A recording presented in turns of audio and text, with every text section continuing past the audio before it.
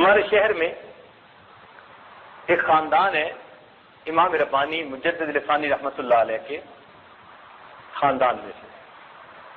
ایک مرتبہ یہ آج ان کی زیارت کے لیے ان کے گھر گیا تو ان کا مکان ایسی جگہ ہے کہ جہاں نئی کالونی بن رہی تھی تو ابھی مسجد تعمیر نہیں ہوئی تھی، دور تھی۔ تھوڑی دیر بیٹھے، بات چیت ہوئی، مغرب کا وقت ہو گیا تو اس حاجت نے پوچھا کہ جی مسجد ان کا بھی قریب تو نہیں ہے، دور ہے، تو ہم ادھر ہی نماز پڑھ لیتے ہیں، ہم اپنے گھر کے قریب مسجد کے بارے میں کچھ قدم اٹھا رہے ہیں، بس دعا کریں اللہ تعالیٰ بنوا دے۔ ہم نے کہا ٹھیک ہے یہیں پڑھتے ہیں۔ اب انہوں نے چادر بچھائی، ہم نماز پڑھنے کے لیے کھڑے ہو گئے۔ ان کے بچے ان کے قریب والوں کے کچھ 10-15 تھے، وہ ان کے گراؤنڈ کے اندر فٹ بال کھیل رہے تھے۔ تو جب کھڑے ہو گئے تو انہوں نے بچوں کو آواز دی کہ بچوں نماز کے لیے آؤ۔ بچوں نے وہیں فٹ بال چھوڑا اور بھاگے بھاگے آئے۔ اب اتنے بڑے نے بھی بوٹ کھولے اور صف پہ، اور اتنے نے بھی جوتے اتارے اور صف پہ۔ مجھے حیرانی ہوئی، میں نے ان کی طرف دیکھا، میں نے کہا انہوں نے وضو نہیں کرنا؟ بھائی فٹ بال کھیل رہے تھے، کسی کو پسینہ آیا ہوا، کسی کو بڑے نے بھی آ کے جوتے اتارے صف پہ اور اتنے نے بھی جوتے اتارے اور صف پہ۔ تو وہ کہنے لگے جی سب کا وضو ہے، نماز پڑھی لیکن نماز کے بعد ذہن میں بات رہی، وہ پہچان گئے۔ تو نماز کے بعد پھر مجھے کہنے لگے جی آپ کے ذہن میں بھی بات ہوگی کہ بچوں نے وضو نہیں کیا، شاید آج نماز کے لیے انہوں نے اہتمام سے پہلے سے وضو کیا ہوا تھا۔ بات یہ ہے ہمارے امام ربانی مجدد لسانی رحمۃ اللہ علیہ کے خاندان میں یہ بات چلی آ رہی ہے کہ ہم نے اپنی زندگی باوضو گزارنی ہے۔ ہمارے گھر کے 5 سال سے بڑی عمر کے کسی بھی بڑے مرد، عورت، بچے، بچی کو آپ دیکھیں گے ہمیشہ باوضو پائیں گے۔ آج کے دور میں بھی ایسے لوگ موجود ہیں، آج کے دور میں بھی زندہ ہیں۔ وہ کہتے ہیں ہمارے خاندان میں یہ چیز آ رہی ہے، شروع سے بچے کو تعلیم دی جاتی ہے کہ بچہ تم نے باوضو زندگی گزارنی ہے۔ بس وضو ٹوٹا دوبارہ وضو کر لیا، وضو ٹوٹا دوبارہ وضو کر لیا۔ اور نبی علیہ السلام کی سنت مبارکہ بھی یہی ہے۔ حدیث پاک میں آتے ہیں نبی علیہ السلام نے قضاء حاجت سے فراغت حاصل فرمائی اور اسی وقت مٹی کے ساتھ تیمم فرما لیا جبکہ آپ دریا کے کنارے پر تھے۔ صحابی نے عرض کیا اللہ کے نبی یہ سامنے تو پانی ہے، وضو کر لیتے۔ فرمایا مجھے کیا معلوم یہاں سے وہاں پہنچتے ہوئے مہلت بھی ملے گی کہ نہیں ملے گی۔ تو وضو تیمم اس لیے کر لیا کہ وہ وضو کا قائم مقام۔ تو معلوم یہ ہوتا ہے کہ نبی علیہ السلام بھی کی سنت مبارکہ یہی کہ آپ کی باوضو ہی زندگی گزاری آپ۔ اس لیے سالک کو چاہیے کہ وہ باوضو زندگی گزارنے کی نیت کرے، ارادہ کرے، اس سے شیطانی وساوس کم ہو جائیں گے، گناہ کم ہو جائیں گے، وضو کی برکت اپنی ہوتی ہے۔ تو باوضو زندگی گزارنے کی کوشش کرنی چاہیے۔ حدیث پاک میں آتے ہیں تم جیسے زندگی کا گزارو گے تمہیں ویسے موت آئے گی، کما تعیشون تموتون۔ تو جب حدیث پاک میں آیا کہ تم جیسے زندگی گزارو گے ویسے موت آئے گی، تو معلوم ہوا کہ جو انسان باوضو زندگی گزارے گا اس آدمی کو باوضو موت آئے گی۔ تو باوضو موت آ گئی، اللہ تعالیٰ اپنی رحمت سے آسانیاں فرما دیں۔ تو اس لیے وضو کی خوب پابندی کریں، جتنی اپنی طرف سے کر سکتے ہیں، گھبرایا نہ کریں۔ الحمدللہ ہم نے اپنے رشتہ داروں میں ایسی جوان بچیوں کو دیکھا کہ جو اپنے بچوں کو بے وضو دودھ پلاتی، اور یہ بات کہنی آسان ہے، کرنی اتنی مشکل ہے۔ یہ ہم سے پوچھو نا کہ گھر کی عورتوں کو پھر کیا کیا جتن کاٹنے پڑے، حیران ہوتے ہیں۔ یعنی ماں بیٹے کے ساتھ سوئی پڑی ہے اور بیٹا رویا تو ماں نے اسے اپنا دودھ دیا، لیکن دودھ دینے سے پہلے وضو کرنا ہے۔ سردی کے موسم میں لحاف میں سے، گرم کمرے میں سے نکل کے جاؤ وضو کرو، وضو کر کے آؤ، بچے کو دودھ پلا کے 15 منٹ لیٹو، 15 منٹ کے بعد بچہ پھر روتا ہے کہ مجھے پھر دودھ چاہیے، اب پھر وضو کرنے کے لیے جاؤ چونکہ آگ لگ گئی تھی۔ پھر احساس ہوا کہ واقعی بچے کو ہمیشہ باوضو دودھ پلانا آسان کام نہیں ہے۔ بڑا مشکل ہے. آپ کار پہ سفر کر رہے ہیں اور بچہ رو رہا ہے, اور اگر وضو نہیں ہے تو آپ وضو کیسے کریں, بچے کو دودھ کیسے پلائیں, اور بچہ تڑپ رہا ہے وہ دودھ پلاؤ. اب رکو, وضو کرو. اب باپردہ عورتوں کے لیے وضو کرنا کتنا مسئلہ. لیکن الحمدللہ آفرین ہے ان بچیوں اور ان عورتوں پر آج کے اس گئے گزرے دور میں بھی اپنے بچوں کو باوضو دودھ پلاتی ہیں. یہ برکتیں ہوتی ہیں, یہ مشائخ کی اچھی عادتیں ان کی نسلوں میں آگے چل رہی ہوتی ہیں, ان کی اولادوں میں چل رہی ہوتی ہیں. خواجہ معین الدین تجمیری رحمۃ اللہ علیہ نے بنگال کا دورہ کیا. 7 لاکھ ہندو مسلمان ہوئے اور 70 لاکھ مسلمانوں نے بیعت توبہ کی. 7 لاکھ ہندو مسلمان اور 70 لاکھ مسلمان مرید بنے, توبہ طائب ہوئے. جب گھر پہنچے تو بڑے خوش تھے. ماں نے پوچھا معین الدین بڑے خوش نظر آتے ہو. اماں مجھے اللہ نے یہ سعادت بخشی, اتنے لوگوں نے اسلام قبول کیا, مجھے ذریعہ کے طور پہ اللہ نے قبول کر لیا. ماں نے کہا بیٹا یہ تیرا کمال نہیں, یہ میرا کمال ہے. یہ تیرا کمال نہیں, یہ میرا کمال ہے. کہ اماں آپ کا کمال کیسے؟ لاڈ میں پوچھا آپ کا کمال کیسے؟ فرمایا بیٹے جب تم چھوٹے تھے میں نے کبھی بے وضو دودھ نہیں پلایا, یہ اس کی برکت ہے. اللہ نے لاکھوں انسانوں کو تمہارے ہاتھ پہ اسلام قبول کرنے کی توفیق بخشی. تو پہلے زمانے میں عورتیں اپنے بچوں کو اس طرح باوضو دودھ پلاتی تھی, باوضو کھانے پکاتی تھی. آج تو باوضو کھانے پکانے کا رواج ہی ختم ہو گیا, رواج ہی ختم ہو گیا. تھوڑا ہے کچھ جگہوں پر ہے. ابھی کراچی میں یہ عادت تھا, اپنے ہی تعلق والے کوئی دوست تھے, الحمدللہ کئی دنوں کے بعد انہوں نے کھانا سامنے رکھا تو کھانا رکھ کر کہا کہ حضرت آپ کا یہ کھانا پکاتے ہوئے میری اہلیہ نے 11 مرتبہ سورہ یاسین شریف مکمل کی. خوشی ہوئی الحمدللہ. ابھی کچھ لوگ باقی ہیں جہاں. آپ اب گھر کی عورتوں کو ذمہ داری لگا دیجیے کہ وہ ہمیشہ باوضو کھانا کھلائیں گھر کے مردوں کو, آپ کو اپنی اولاد سے شکوے ختم ہو جائیں گے. تجربہ کر کے دیکھ لیجیے, ہم نے اس کو آزمایا ہے. آپ جو کہتے ہیں یہ اولاد دین میں دلچسپی نہیں لیتی, پڑھتی نہیں, فرما بردار نہیں, کہنا نہیں مانتے, سب شکوے ختم ہو جائیں گے. کیوں؟ جب ان کو باوضو پکا ہوا کھانا ملنا شروع ہو جائے گا, اس میں برکت اور اس میں نور ہوا کرتا ہے.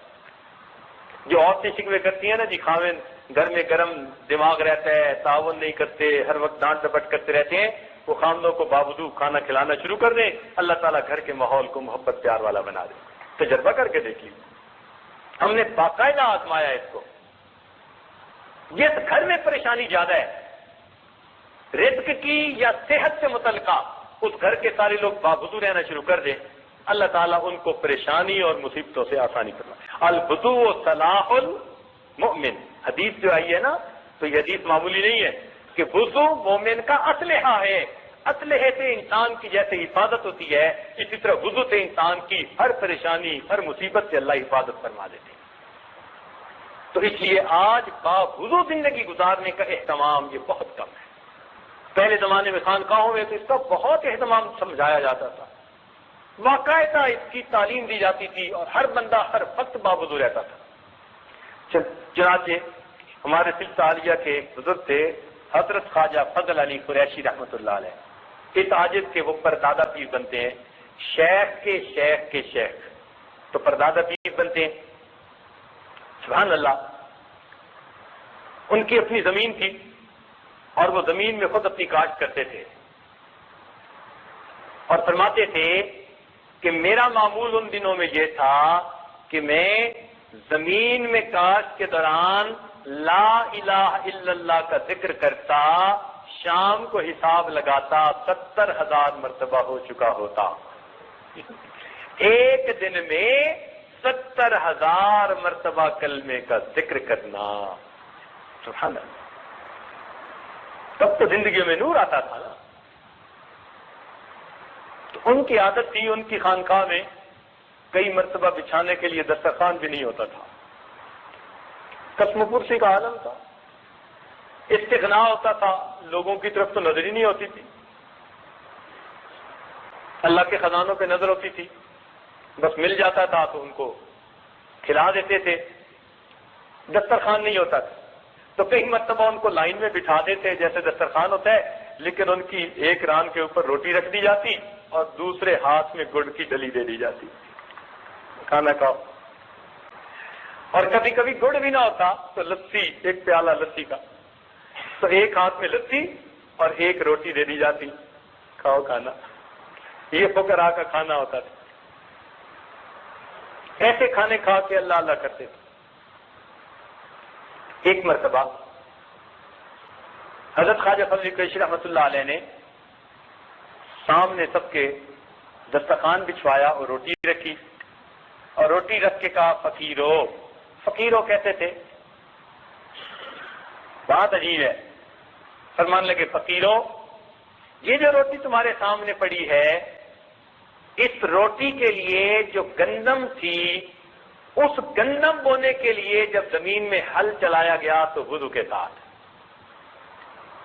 جب اس زمین کو پانی دیا گیا تو وضو کے ساتھ، جب گندم کے دانے زمین میں ڈالے گئے تو وضو کے ساتھ، پھر بعد میں اس کی حفاظت کی گئی تو وضو کے ساتھ، پھر گندم کو کاٹا گیا تو وضو کے ساتھ، پھر اس کے دانوں کو بھوسے سے جدا کیا گیا تو وضو کے ساتھ، پھر گندم کو آٹے میں پیسا گیا تو وضو کے ساتھ، پھر آٹے کو گھر کے اندر گوندا گیا تو وضو کے ساتھ، اور پھر اس کی روٹی پکائی گئی تو وضو کے ساتھ۔ فقیرو، وہ روٹی آپ کے سامنے لا کر پہنچائی گئی وضو کے ساتھ، کاش کہ آپ لوگ بھی اسے وضو کے ساتھ کھا لیتے۔ یہ تعلیم دیتے تھے ہمارے مشائخ، کاش کہ آپ لوگ بھی اسے وضو کے ساتھ کھا لیتے۔ اللہ اکبر۔ نزول المجالس میں ایک واقعہ پڑا کہ ایک عیسائی عورت تھی، اس کا بچہ تھا،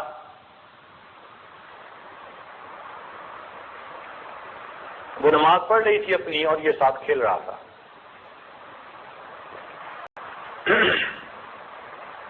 کوئی دشمن تھا، اس نے جب دیکھا کہ عورت تو نماز پڑھ رہی ہے اور اس کا بچہ ساتھ کھیل رہا ہے اور تنور جل رہا تھا، اس نے عداوت کے مارے اس کے بچے کو اٹھا کے تنور میں پھینک دیا۔ یہ دشمنی بہت بری ہوتی ہے، بہت بندے کو اندھا کر دیتی ہے، آنکھوں پہ پٹی بن جاتی ہے، حیوان ہو جاتے ہیں انسان۔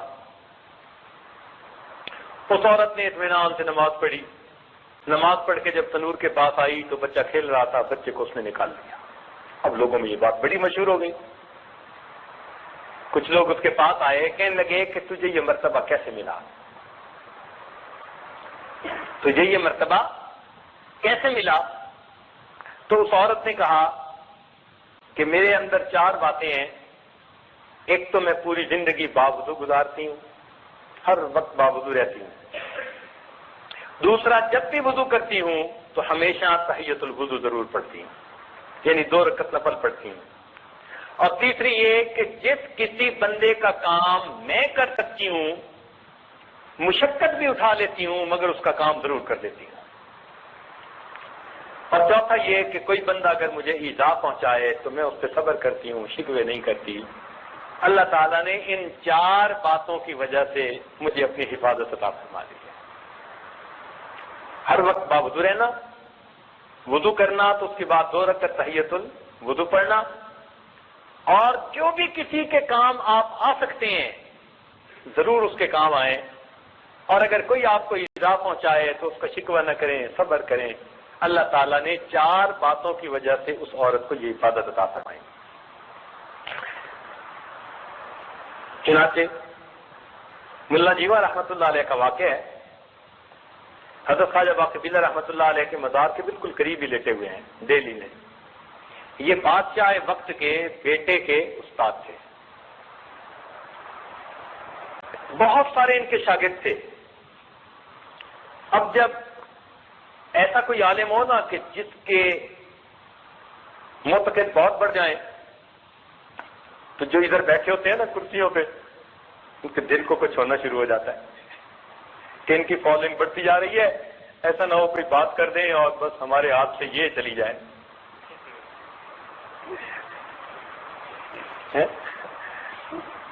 پہلے زمانے کے لوگ تو پھر بھی آیت الکرسی پڑھتے تھے، آج کے دور کے حکمران کرسی کرسی کرسی کرسی۔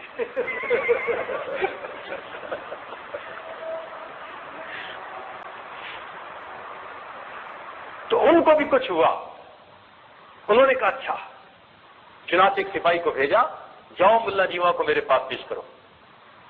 اب وہ سپاہی جب آیا تو اس نے کیا دیکھا کہ ملا جیواں رحمۃ اللہ حدیث کا درس دے رہے تھے، اور آداب حدیث میں سے یہ ہے کہ جب حدیث کا درس دے رہے ہو تو جب تک آپ بات مکمل نہیں کر لیتے ادھر ادھر آپ متوجہ نہ ہو، یہ آداب حدیث میں سے ہے۔